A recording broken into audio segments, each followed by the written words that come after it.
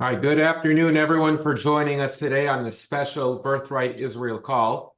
My name is Elias Saratovsky, and I am so honored to be the CEO of the Birthright Israel Foundation.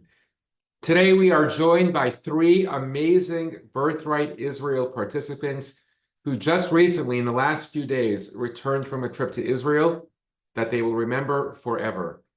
It was exactly 2 weeks ago today that Israel began an operation to significantly degrade Iran's military and nuclear capability. And the Iranian military responded by launching over 1,000 ballistic missiles and drones at civilian population centers inside Israel.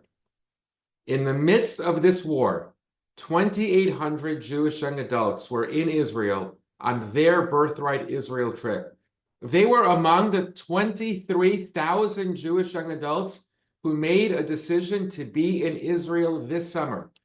23,000 young Jews who were going to come to Israel on our flagship 10-day trip, or come to Israel to intern at a company through Birthright Israel Onward, or to lend a helping hand through our new volunteer program, or to participate in our Excel program. At a time when so many Jewish young adults across the country and across the world are feeling isolated and vulnerable, we had over 20,000 Jewish young adults who made a decision not just to stand with Israel, but to stand in Israel at this moment. So when the missiles started raining down on Israeli cities, Birthright Israel sprung into action.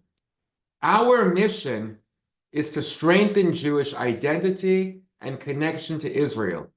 But our first and most important responsibility is to keep our participants safe and to ultimately make sure they get home. So on the second day of the war, we knew that we had to move participants who are in Tel Aviv, where most of the missiles were coming to areas around the country to keep them safer. We provided mental health professionals to all of our participants who need it, most of whom had never heard a missile siren before. And then we evacuated all of our participants from Tel Aviv and began the unprecedented operation to evacuate all 2,800 participants out of Israel. This is something that we had never done before. It was always part of our contingency planning, but there was no preparation for it. So on day 6 of the war, last Wednesday, after receiving approval from the Israeli government and from Home Front Command, we began moving the first 1,500 participants from their hotels all across Israel to the port of Ashdod, where they boarded a cruise ship to Cyprus. They were escorted by the Israeli Navy, and from there, they boarded planes to continue to their destinations home. The second evacuation from Israel to Cyprus began on the 9th day of the war with another 1,300 Birthright Israel participants. And as you'll hear from our participants in a few moments, their trips home were very long. The ship from Israel to Cyprus was over 14 hours, and many of them spent the evening in Cyprus, and then they had connecting flights in Europe before finally arriving in the United States and to countries around the world. This was an unprecedented, a historic, and a very complex and costly operation. But the important part is that all of our participants are now home safely. And I want to just share 3 more important points before we turn over this program to our participants. First, after the war began, our participants were amazing.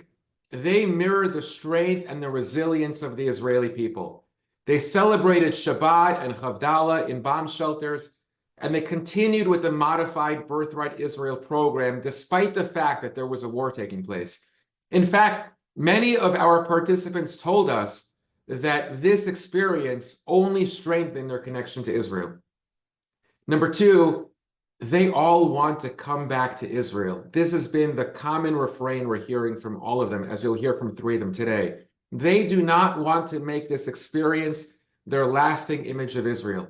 And we are determined to bring them back to Israel as soon as it is possible. including tens of thousands of additional participants who we want to bring back to Israel as soon as we can. And finally, we need your help to do this. The cost of this operation is going to be about $13 to $15 million to evacuate 2,800 participants. And we want to also ensure that everyone who left Israel on a boat to Cyprus is able to come back as soon as they can. So when we're finished with this webinar, we will provide an opportunity for you to help us make this possible, to invest in this generation of leaders, and to make sure that we can continue to build a resilient generation of Jews who will one day lead our people. With that, I want to turn it over to my colleague, Andrea, to have a conversation with our three participants.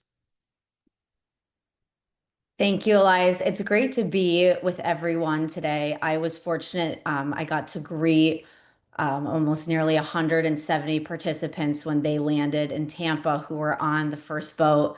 It's where I met Tessa in the lobby of the Hilton Hotel. And I can tell you that there was such a sentiment of joy when they got home, but also an eagerness that they wanted to go back. Many of them shared with us that they wouldn't have left if they weren't given the choice. And so we wanted to bring an opportunity for everyone to hear firsthand accounts of exactly what this historic operation was like. So today we're going to take the next 10 to 15 minutes or so, and we're fortunate to hear from Emma, who is from Newton, Massachusetts, and she is a rising senior. Tess was supposed to start her onward internship and goes to the University of North Carolina, Chapel Hill.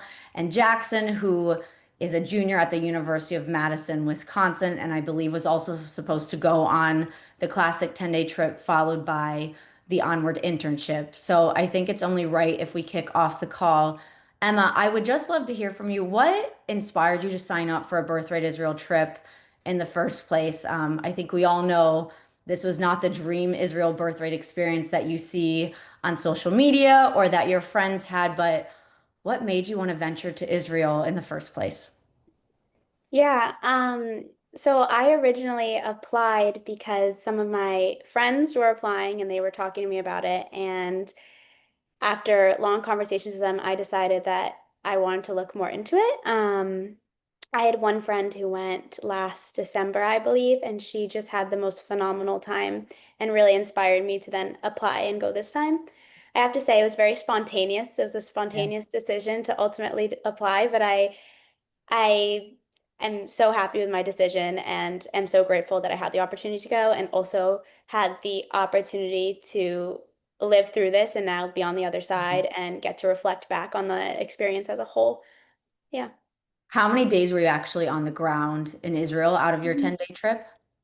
I was there, I believe 15 days total. I had an additional, we were supposed to leave on a Sunday, but I stayed to the following Friday. So yeah, just about. Tess, I'd love to hear. We meet again virtually, not in the Tampa airport or the lobby of the hotel. I know you had really high hopes for what your summer was going to be and your internship. So just start us off with what made you want to go on the classic 10-day trip and then tell us why an internship in Israel.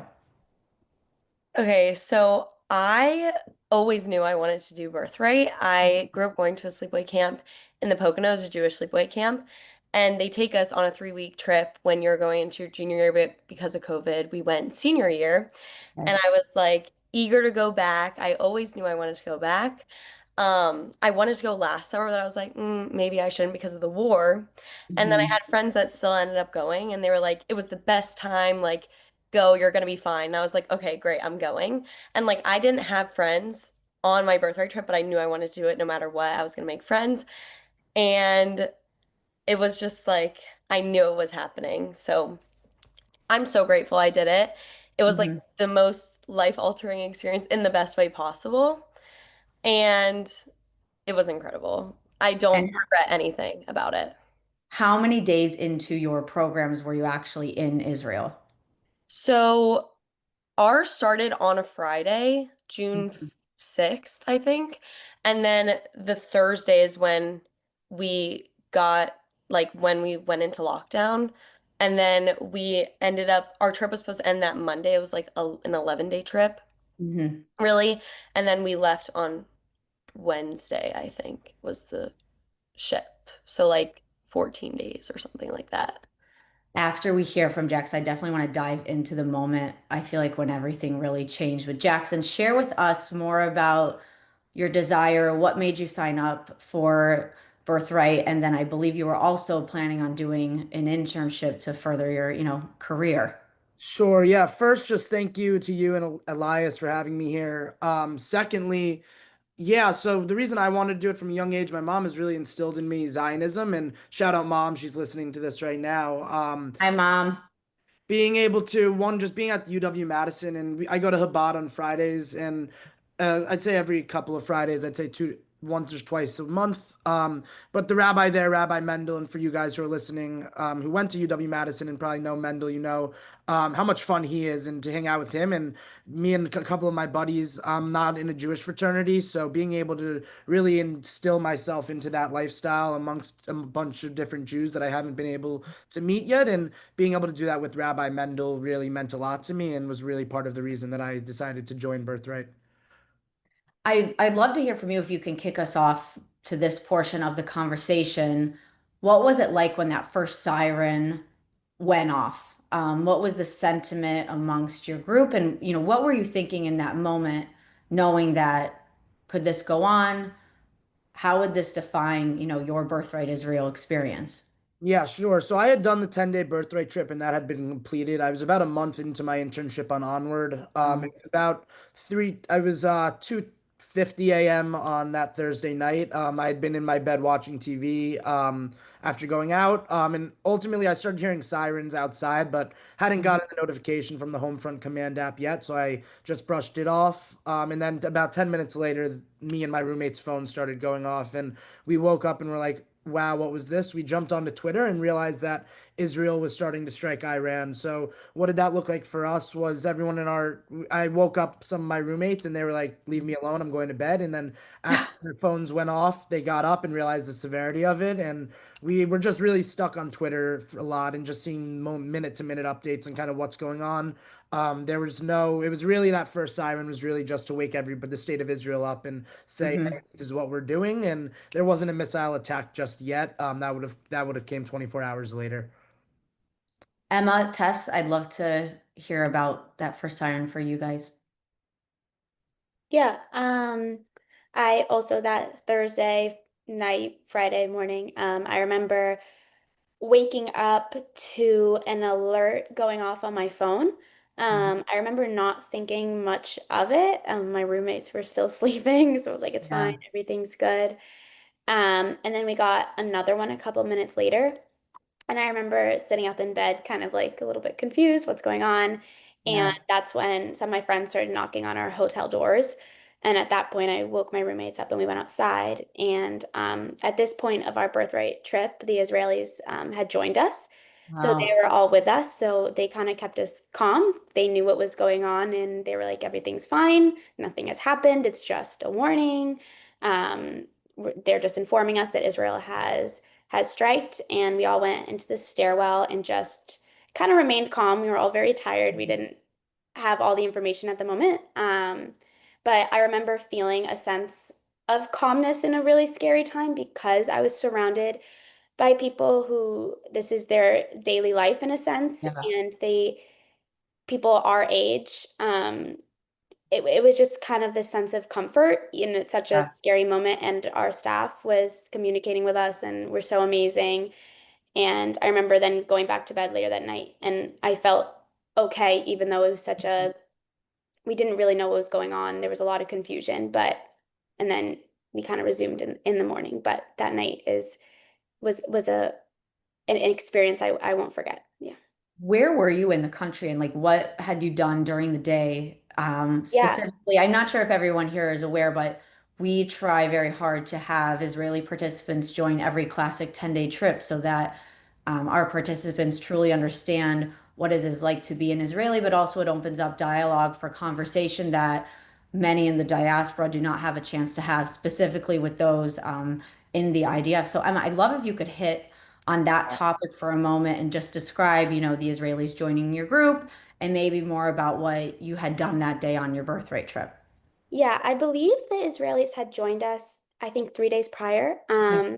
So yeah, we had a very small birthday group. It was 19 of us, and there were Okay. 7 Israelis that came and joined. And I remember being a little anxious because we Mhm. had kind of established our group and like we knew Yeah. each other, and then this new people were joining. But as soon as I remember that first day they joined, we were in Tel Aviv, and just as soon as we got on that bus, we all started talking and we became so close so quickly. And it was amazing, honestly, to meet these individuals who were in the IDF and serving, but were Mhm. also our age. It was just kind of a surreal experience. And I still talk to them now.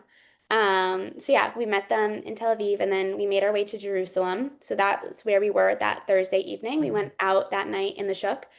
And I remember we were all having such a great time. We were having a blast. We were like eating different foods, walking around and whatnot. And I remember we got back to the hotel that night around 12 something and we all stayed up Mhm. chatting until about 2:30-ish.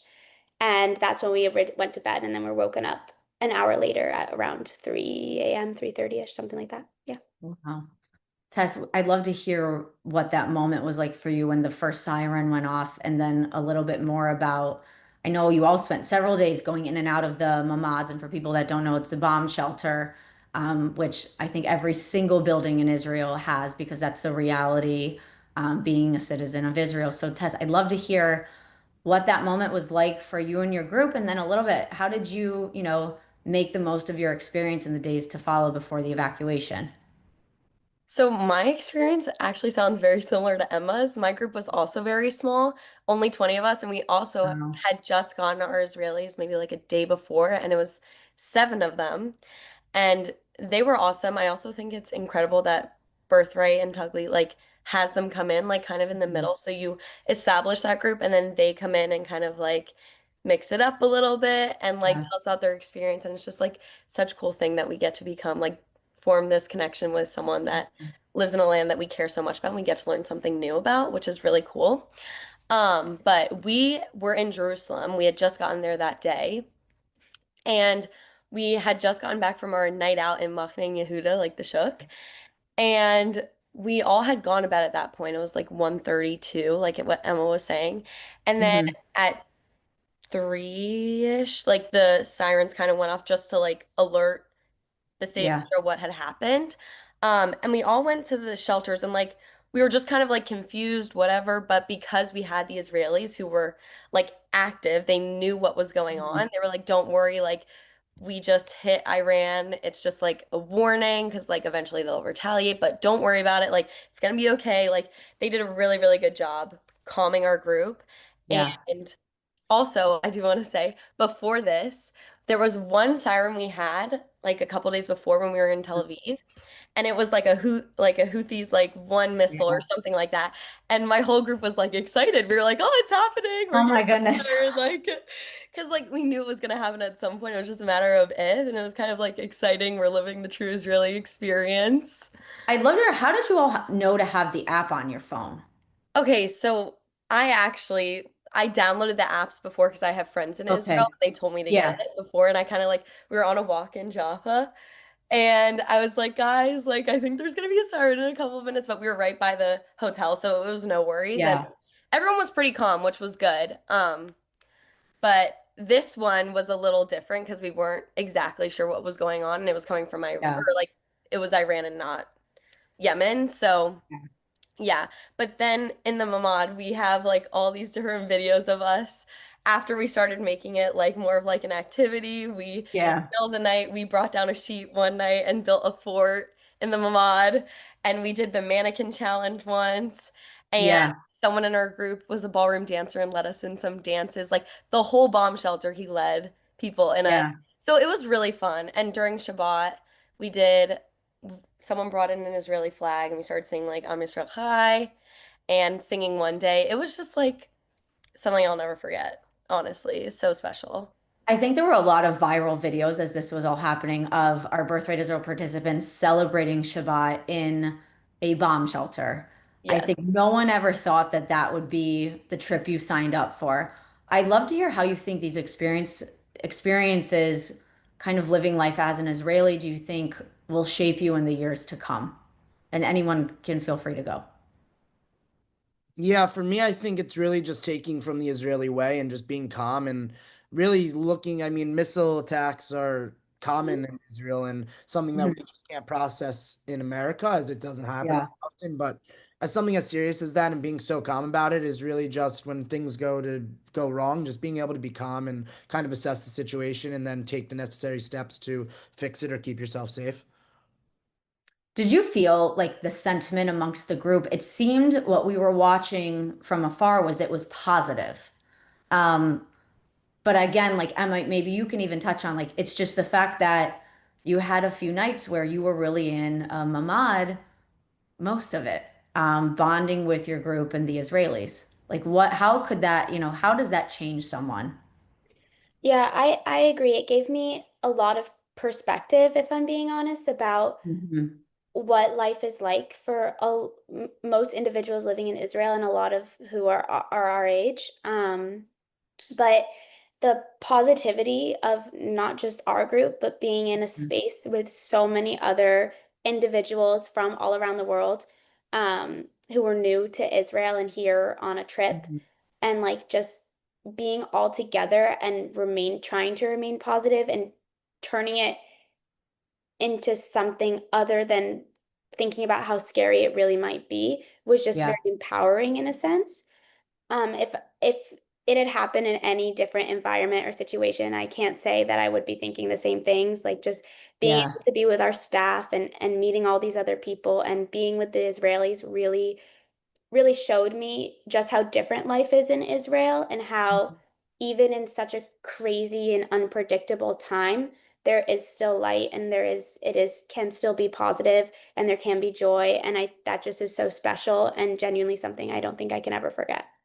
Tess, Emma, what would you share about, if you were in conversation with someone about being in Israel, and seeing it for yourself? I think I would also share like my firsthand experience and the experience of my Israeli friends and what they have been through and what I now have been through. I think it's important to note that like we have also had hardship. It's not like Yeah, Israelis are living the way Americans live. We live a yeah, fantastic life in America compared to what they live, but they seem to be almost happier because they're just happy to be alive and yeah. thriving. And it's a completely different 180 perspective on life. And they're just grateful to be alive and happy. And I think it's something really important to share. Emma? Yeah, I agree with what Tess was saying. I think that I would also share my experience and my personal perspective that I had when I was there, and also the differentiation between what I was feeling and what I was Mhm. experiencing in my Israeli friends, not necessarily what the government was doing and what was happening. Yeah. I think that I think that's a more important perspective to share because it's my own perspective rather than the political facts and whatnot. Mhm. I just think the separation of the two is really important when having conversations about it. I also think it's important to note just how privileged we are to be able to get onto that boat and be able to get back to America. I mean, there Yeah. many hundreds of thousands Israelis just trying to get back in. And really, I feel like that's just the Israeli way, like I said in a couple answers ago. Just realizing that we were lucky to be able to have that opportunity to get onto that boat and get out. But there are still many people who are stuck there who want to get out and also stuck there trying to get in. And I think really emphasizing the fact that there's so many Israelis who see that as home and trying to get back in to be with their loved ones. And even while there was a barrage of missiles, really speaks a Yeah. lot. Um, can someone just briefly share a little bit about what was the moment like for you when you were told you'd be leaving Israel on a cruise ship, to Cyprus and then from there on home? What did that feel like? That's your I smile. rem Yeah. I remember getting the email from I think from Birthright saying like you have the option to now get on this cruise to Cyprus Mhm. tomorrow morning. We're leaving at 4:30 a.m. or something like that. And Yeah. in the days prior, I remember kind of almost being eager to go home because I didn't know when I was leaving. But Yeah. when I got the news, I was almost upset and sad because we had created such a community Mhm. with everyone and talking to the Israelis and whatnot. It was as nerve-wracking as it was that like all of this change was happening. I remember Yeah. just feeling almost a sense of sadness, but also in a way a sense of relief that there was a plan in place. But like Mhm. everyone has been saying, it is quite amazing to look back at our how we got home and what Yeah. options were just kind of handed to us and how unheard of it is. Yeah. Um, and just how lucky we were to do this. And for me, I remember getting to Cyprus and seeing all the Israelis trying to get back home and just how amazing it was to see how we're almost running from something. They're running to go back in. And that was really amazing to see and see kind of the strength of Israel itself. And it was wild. Wow. For Jackson? Yeah, for me, it was honestly sad, and I would have been very happy staying there. I felt safe in the Mhm. Mamad, and Israel has prepared itself for things like this. But ultimately, for my parents' sake, I was relieved for them, to know that I was coming home. But personally, I would have liked to stay throughout it, honestly. And like I said, we were very privileged to be able to get onto that boat, and being able to realize that is important. But at the same time, knowing that there are so many people that are trying to get back, and Yeah. the being able to relate to that and wanting to stay because you're proud of Zionism and proud of the homeland, and really wanting to just be there and be a part of it. Tess, do you want to describe the moment you found out you'd be going home? Yeah, so we had just gone moved to the Dead Sea that day. Wow. And we thought we were gonna be there for like a week or something like Yeah. that because we didn't. Were you happy to be in the Dead Sea though? Like, were you like, let's Oh, continue? it was Yeah. awesome because it was all Wow. Birthright kids. It was like Yeah. spring break, like it was the craziest experience. But we thought Yeah. we were gonna be there for a while. And that Hmm. was the day our Birthright trip was supposed to end anyways. So it just felt like an extended vacation at that point. And then we Yeah. get this like mysterious email that we're getting shipped off on a cruise to Cyprus the next day, and you have 30 minutes to decide. And we're like, wait, but we kind of wanted to stay. Like, this is so fun. Yeah. I'm not ready to leave. But ultimately we all decided to get on because it made the most sense. And I Yeah. mean, again, it was such a privilege to have that opportunity to get out because we didn't know when we'd be able to leave at all. Um, but I mean, the cruise was just like unbelievable. It was Yeah. You'll never have that many American Jews in the same place with the same like ideas. I remember one of the leaders, not even on my group, but of one of the LGBTQ groups, we like crossed paths a bunch and then we ended up being on the cruise together. And I remember him being like, this is so awesome. I've never been around so many people who just love Israel this much. And I was like, yeah, this is unbelievable. It was just amazing. I think it's just absolutely incredible that all of you, and I feel like I could probably say this about all 2,800 participants, have found such positivity in the entire experience. And before I turn it back to our CEO to close, I'd love to hear like, would you go back again on Birthright? What is your desire to, when the time is right for you, when you feel it's safe, when we feel it's safe, would you do it all over again?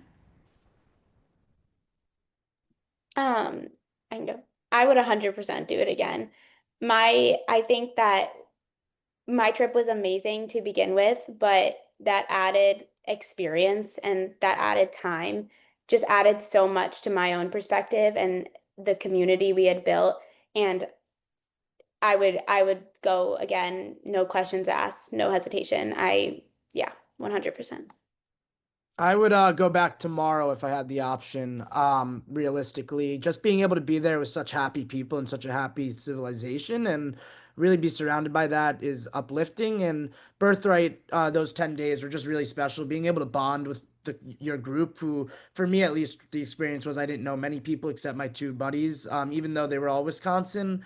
But being Wisconsin being so big, you just didn't know that many people, and being able to bond with the group for 10 straight days. And by the end of it, it was really like a big family. And I'm going to have lunch with one of my friends I had met right after this. And those are really the experiences you take out of Birthright. Beautiful. Tess, anything before we go? I mean, in a heartbeat, I would go back. I wanted to be there all summer, and like, I'm sad I'm not there. But my birthright friends were planning on doing a Shabbat dinner in the city at some point this summer. And I mean, you always hear about the resilience of the Jewish people, the resilience of the Israelis, but seeing it firsthand is a totally different experience. There's really no place like Israel. And like Jackson was saying, it's just truly uplifting, even at a time of war. Like everyone in America's like, why are you going to Israel? Like, is it safe? And I'm like, Yeah. there, I'm honestly the happiest there, even in a time of war. It's crazy. Absolutely beautiful. Thank you, all three of you. We wish you the best of luck this summer. And as Elias will share shortly, it's our goal to get you back. We want you to have that life-changing Birthright Israel experience that every young Jewish adult deserves. Thank you, Andrea. And to Emma, Jackson, Tess, welcome to the incredible family now of Birthright Israel alumni. As an alum myself, it's a very special group of 900,000 individuals that we've brought to Israel over the last 25 years. But I can safely say that the 2,800 who were in Israel 2 weeks ago, who were evacuated out, you're going to have an experience that you'll never, ever forget. And God willing, Israel will be safer now than it's been before, and we can bring tens of thousands and ultimately fulfill our goal of bringing 200,000 participants to Israel over the next 5 years. As I mentioned in the beginning, this was a very costly operation to fulfill our responsibility to bring home all of our participants safely. It is going to cost somewhere in the neighborhood of $13 to $14 million. And we want to raise an additional $6 million to bring everyone who had their trip interrupted back to Israel. So we are launching a special campaign to raise $20 million in the next few months to replenish the costs that we spent to bring everyone home and to bring them back. This is part of our broader campaign that we have the responsibility, and I would say the great honor, to ensure that another generation of Jews gets to experience what so many of us on the screen have experienced, which is the miracle of Israel. So I implore all of you who are on the call today to please invest in this project to help us replenish these funds, to bring more participants to Israel. You see the QR code on the screen. We will send you an email as well, and ask your friends to do so as well. And together, we will ensure that another generation of Jews stands tall and proud and resilient, and that this generation will lead our people now and into the future. Thank you all very much for joining. Thank you for having us. Thank you so much. much. Thank you for having us. It's been an honor to speak on this. Thank you. Bye, everyone.